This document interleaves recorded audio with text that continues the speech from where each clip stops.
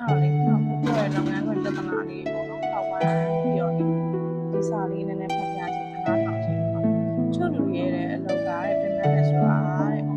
အလုပ်ချောင်းမဟုတ်ဘဲနဲ့အလုပ်မှာအသက်ရတဲ့လူတွေချောင်းတဲ့ဆက်ဆံခက်တဲ့ဥပဒေပိုင်းတွေကြောင့်ဖြစ်နေတတ်တယ်တဲ့။အားကြောင့်လဲဆိုရင်တဲ့အလုပ်ကရတဲ့ stress တွေ pressure တွေဟာတဲ့ကိုယ်ကအပြေးအဝ control လုပ်နိုင်တယ်။ဒီအလုပ်ဟာလည်းကိုယ်ရေးချင်တဲ့အတိုင်းမျိုးရလာခဲ့တာဖြစ်တဲ့အတွက်ကြောင့်အလုံးမဲ့ပတ်သက်လို့ကတော့ထင်သလောက်လေးပင်ခက်ခဲနေရမျိုးမရှိပါဘူး။ကိုယ်လုပ်ကိုယ်မလုပ်နိုင်တဲ့ personal ကိစ္စတွေကိုဦးစားပေးနေသူတွေလုပ်ငန်းခွင်မှာတဦးကိုတဦးချေတဲ့ကိစ္စတွေပေါင်းတော့ဖတ်တဲ့လူတွေလည်းအလိုမကျဖြစ်နေတတ်တဲ့ဖိနှိပ်လွန်တဲ့အထက်လူကြီးတွေအဲ့ဒါတွေကြောင့်အလုပ်ကပိုပင်ပန်းရတာဖြစ်ပါတယ်တဲ့။ဆိုတော့တဲ့အလုပ်ပင်ပန်းတာဟာတဲ့ဒီလိုလူတွေကြောင့်ဆိုတာသိချင်ရင်တဲ့ဒါလေးတွေလုပ်ကြည့်ပါတဲ့။ရှင်ဆုံးတဲ့အလုပ်ကထွက်လို့ရလားသိချင်ပေါ့နော်။ထွက်ဖို့လည်းအဆင်ပြေရဲ့တခြားလုပ်လည်းရှိမယ်။ထွက်လိုက်လို့လည်းဆုံးရှုံးမှုမရှိဘူးဆိုလို့ရှိရင်တဲ့ထွက်လိုက်ပါတဲ့။ဘယ်လိုလဲကိုယ့် energy တွေကိုတဲ့စိတ်ရှုပ်စရာတွေစီကိုပဲသုံးနေမယ်နဲ့ပေါ့နော်တခြားတိုးတက်ကြောင်းတွေစီကိုပို့ပြီးတော့အသုံးပြုခွင့်ရလာလိမ့်မယ်တဲ့ဒါမှမဟုတ်လို့ရှိရင်တဲ့ထွက်လို့မဖြစ်ဘူးကိုကမိသားစုကလည်းရှိသေးတယ်ကိုငွေကလည်းရန်ကောင်းနေတိုးတက်ဖို့ရှိရပေါ့နော်အဲ့တော့ကိုအတွက်ကတဲ့အခုလက်ရှိလုပ်နေတဲ့အလုပ်မှာအဆင်ပြေဆုံးဖြစ်နေရဆိုရင်တဲ့ဒီခံပြီးတော့ဒါဦးစားပေးပါတဲ့ဒီခွာလို့မရတဲ့သူတွေနဲ့ဆုံးသွားတဲ့အခါတဲ့ဒီလိုက်ငားလိုက်နေတာကိုအတွက်အကောင်းဆုံးဖြစ်မှာပါစကားရှုပ်တဲ့လုပ်ဖို့ကိုင်းတဲ့တေချောင်းနဲ့စိတ်ညစ်ရတိုင်းကိုယ်တိုင်ကစကားမရှုပ်မိစေနဲ့တဲ့ကောင်းကောင်းဆိုးဆိုးအလုံးမဟုတ်တဲ့ကိစ္စဆိုမပြောမိအောင်နေလိုက်ပါမမြင်ချင်တဲ့မျက်နှာတွေမကြားချင်တဲ့စကားတွေကိုတခုတခါရှာဖွေနေပါနဲ့တဲ့ချို့လူတွေနဲ့ဆက်ဆံတဲ့အခါအခါကလေးမကြားချင်အောင်ဆောင်သိချင်အောင်လည်းဆောင်ရတာရှိတယ်တဲ့အကုန်လုံးလိုက်ခံစားနေဖို့မသင့်တော့ပါဘူးတဲ့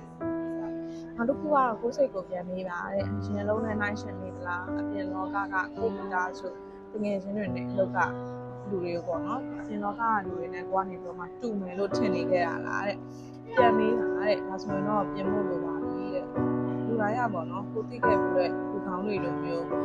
ကိုယ့်လိုစိတ်မျိုးဟုတ်နေကြပါဘူးတဲ့အရင်ကလုပ်ခဲ့တဲ့အလုံးနဲ့နိုင်ရှင်တာတွေလုပ်မိဘူးတဲ့အရင်ကဆိုတော့တဲ့အထက်လူကြီးကကောင်းတယ်ဘယ်လိုမျိုးအခွင့်အရေးတွေရတယ်ဆိုတာတွေကိုပြန်တွေးပြီးတော့နိုင်ရှင်နေလို့ရှိရင်တဲ့လက်ရှိအလုပ်ရဲ့အကောင်းဘက်တွေကိုမေ့ပြီးအလုပ်မှာမပြောင်းမရွှင်ဖြစ်ရတတ်ပါတယ်တဲ့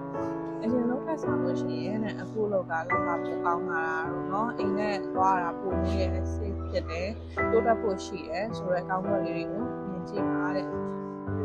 လူစိတ်ဟာတဲ့စွမ်းမြင်အားကောင်းတာကြောင့်အဆိုးမြင်စိတ်နဲ့ကြည့်မိတဲ့အခါအဆိုးရယ်စလိုက်မြင်ရတာမို့တဲ့အခုလိုလေးလှည့်ပြောင်းပြီးတွေးပြီးဖို့မေ့ပါမယ်တဲ့ခါလေးမှာအရန်တွေးပူနေတာမျိုးတွေစိတ်လေးရနေတာမျိုးတွေဆိုလို့ရှိရင်တဲ့စိတ်ကပိုပြီးတော့မှနေခတ်ပြီးတော့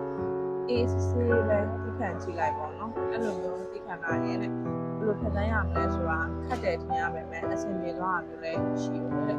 ဆက်ဆံခက်တယ်ဆိုတဲ့လူတွေကိုလည်းတဲ့အသိစိတ်လေးခတ်ပြီးတော့ဆက်ဆံကြည့်လို့ရှိရင်တဲ့သိခံနိုင်သွားတာမျိုးတွေလည်းရှိပါတယ်တဲ့နောက်တစ်ခုကတော့လုပ်ငန်းခွင်ရောက်တဲ့အခါတဲ့ဒီအလုပ်မှာပျော်ရွှင်မှုတိုးတက်ဖို့ရတဲ့ကိုယ်စိတ်ကိုအရင်ပြင်ဖို့လိုအပ်ပါတယ်တဲ့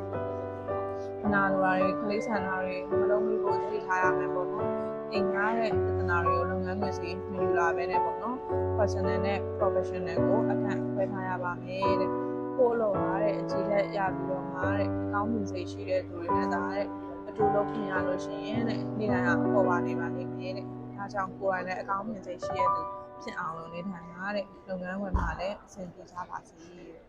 เนาะဒါတော့ကိုယ်တိုင်လွတ်မြောက်ခြင်းဆိုတဲ့စာအုပ်ပေါ့နော်ကိုယ်တိုင်လွတ်မြောက်ခြင်းဆိုတဲ့စာအုပ်လေးတွေကနေပြီးတော့မှဒီလုပ်ငန်းဝင်အကြောင်းလေးပေါ့နော်အဲ့လိုအခြေအနေနဲ့ကြုံတွေ့လာလို့ရှိရင်ဖြစ်ရှင်နေလေးပေါ့နော်ကိုခုနပြောသွားသလိုပဲအဲကြောင့်လို့ရှိရင်အလုပ်ကလောက်ရတဲ့ stress ကတိတ်ပြီးတော့များနေရမျိုးမဟုတ်ဘူးဒီနာလူတွေကြောင့် personal attack တွေကြောင့်ပေါ့နော် attack တွေလိုမျိုးများလာတဲ့အခါကျရင်လူတွေကမခံနိုင်ရဘူးအချိန်ကအလုပ်ထွက်ဖို့စဉ်းစားရမျိုးရှိတတ်ကြတာပေါ့နော်ဒီခါကျတော့လေဒီလိုမျိုးလေးဖြစ်ချင်းကြည့်ပေါ့သူပြောသွားတယ်ဆိုလို့ရှိရင်အရင်ကောင်းတဲ့လက်တွေ့မှာအသုံးပြုနိုင်မယ်လို့မျိုးမှာလည်းအားလုံးကျေးဇူးတင်ပါတယ်နော် Sharing knowledge vlog by Bo.